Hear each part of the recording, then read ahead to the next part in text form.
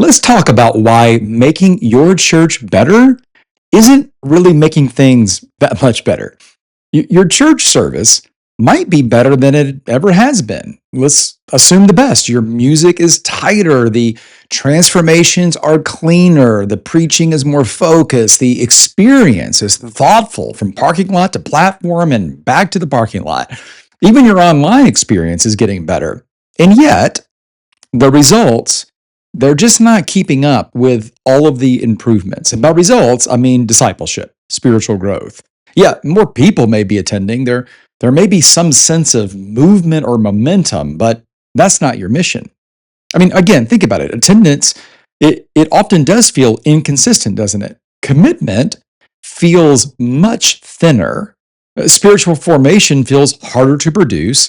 Listen, I've been in this business for a very long time. I've been in ministry for 21 years, and it does seem that, like today, things are significantly harder than they were. And I think all of us have a tendency, and rightfully so, to blame the 2020 experience, the pandemic, how it accelerated some issues, it revealed some problems, and now we just say people aren't like they used to. They don't commit like they used to. They don't care as much as they used to.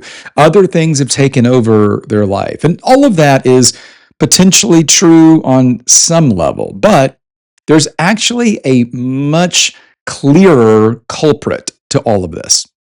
I don't know if you know this or not, but you are actually leading today in what we are calling, economists are calling, a layered economy.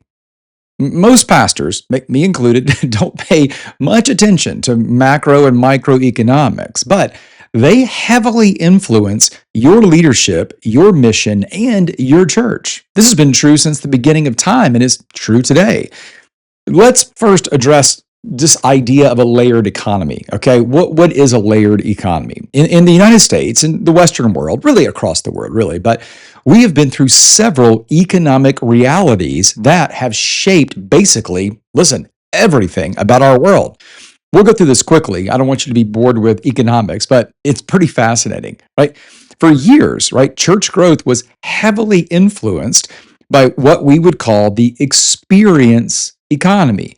Now, we have progressed since, you go back hundreds of years. We went through the agricultural economy to the industrial economy to the service economy.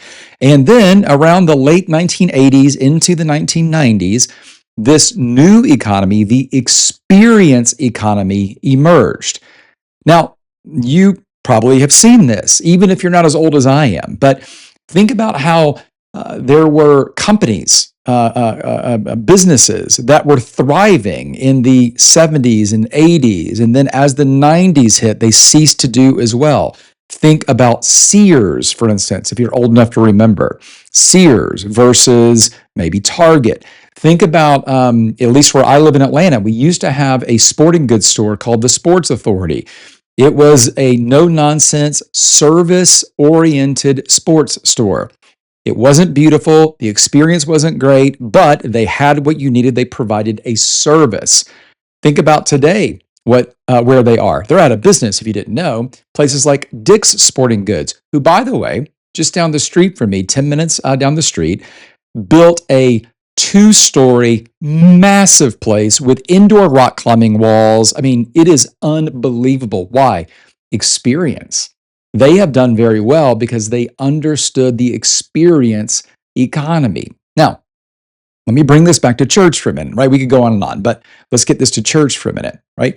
Churches in the 80s and into the 1990s began to take note, even if they didn't know the term economic, the economic term experience economy. Think about it. People were no longer just attending church, right? They were beginning, because whether we like it or not, we are all living in the reality of these economies, even if we don't know it. So people were beginning to evaluate church in the same way that they were evaluating the Sports Authority versus Dick's Sporting Goods. They were now evaluating how it felt. Was it engaging? Was it clear? Was it meaningful? Let me use a word that you've all heard. Was it relevant? And not surprisingly, right, the attractional church model really matured at the same time that Western economies were shifting from service to experience. It makes perfect sense. That's why we began to use words like relevance and experiences and environments. Those words became predominant in these attractional driven churches. Now, if you're old enough to remember this, there were people who were very anti-attractional church back in these early days. And the reason is that they didn't understand how the economy was shifting. Now, at the same time, there were some probably valid concerns about this attractional economy. However, in the moment, it made perfect sense, whether we knew the term or not. So, this kind of economic and religious space and that attractional church model, right? Churches that improved their experiences grew. But, and you may have sensed this, things have shifted again. As in the past, we went from attractional to industrial to service to experience. Things have now shifted again. And it's possible that the 2020 pandemic and all that accelerated some of this. However, regardless of how we got there, though, it has shifted. Things have moved. And you feel it and you know it, even if you can't label it. And here's what you probably feel. Experience is no longer the differentiator. It's really now become just a baseline. This is true in businesses, it's true in companies, it's true in restaurants, it's also true in churches. If your church has or offers a poor experience, you will struggle. There's no doubt about it. If your church has a great experience, that doesn't mean you're going to create disciples, but it does qualify you to be considered. That's the hard part of this experience economy today. Churches that, and businesses, you name it, but anybody who offers a bad experience doesn't even have a seat at the table anymore. You don't even get to participate in the game. Offering a good experience allows you to compete. It doesn't make you win, though. And not to be too businessy, but just for a second, right? This is a massive leadership shift, and it creates a huge pastoral leadership shift. I know that you as a pastor, right, you are digging deep into things outside of creating experiences. I mean, you are loving people individually, discipling people, you're showing up at hospitals. All of that relational pastoral work is still as critical as it ever has been. It's equally as critical as it's ever been. However, if we ignore the realities of this new economy, we're going to have fewer and fewer people to disciple because, like it or not, these economies drive the culture, and the culture has to be matched by ministry on some level. Now, it isn't our target, but matching where people are allows us to create a pathway to move them from where they are to where we think God might want them to be. So, in this new economy, we've got to figure out how to compete in it, to do well, to understand it. And I hate to say it this way, but this new economy, it's harder because the experience economy hasn't given way to a new economy yet. In fact, what's happened is a few new types of economies have stacked on top of the experience economy. This is why we say that the experience economy isn't the new way of doing business. It's just the baseline of how business is done now because things are stacked on top of it. So here's kind of how things are working today. Experiences attract, and they still do. Experiences attract, but attention distributes, trust sustains, and then transformation drives long-term commitment. And those are the stacks: attention, trust, and transformation. Let's talk about each of those just for a second, okay? Beginning with experience. Experience still attracts, and that's still true. We haven't left, as I said, we haven't left the experience economy yet. Excellence still matters. Cleanliness still matters. Ease of parking still matters, right? Clarity of signage in your worship space still matters, right? Clarity matters.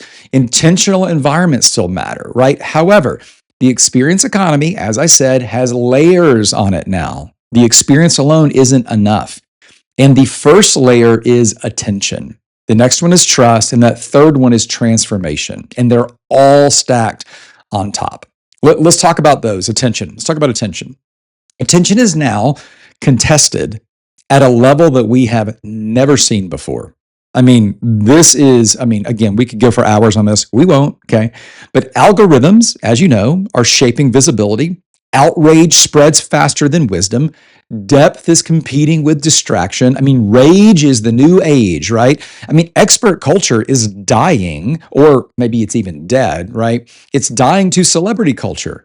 Influencers, right, aren't necessarily smart or wise. However, they have gained attention. And in an attention economy that is layered on top of the experience economy, that matters. As a church, though, you can capture attention. Now, I would advise you not to do it through rage or outrage, but you can capture attention in your community, right, with people. And you can do that and still fail to form disciples because attention isn't the mission, right? So we're going to talk a lot more about that in our next podcast, but that gives you an overview. Attention is layered on top of experience. The next layer is trust. Trust. And we are leading, and you probably sense this, in a very low trust world today. Institutions, all of them, are questioned. Leaders are scrutinized like never before. Motives, they are doubted. And, you can dig deeper into this if you want. And I have. I have found this very interesting. Expressive individualism. Have you heard that term before? Expressive individualism, look it up. It has given way to a host of cultural issues. And it starts innocent enough, right? You do you, boo, right? You do you, I'll do me, as long as I'm not hurting you. I mean, that's kind of where this started. And who are you to tell me who I am, right? Think about where that has led our culture. If you look it up, you'll see some research on this, and it is staggering where this has led us culturally, collectively. And it is maybe the worst thing. It's led to a lack of trust everywhere.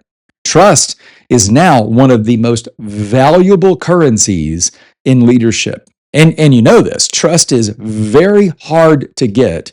It is very easy to lose.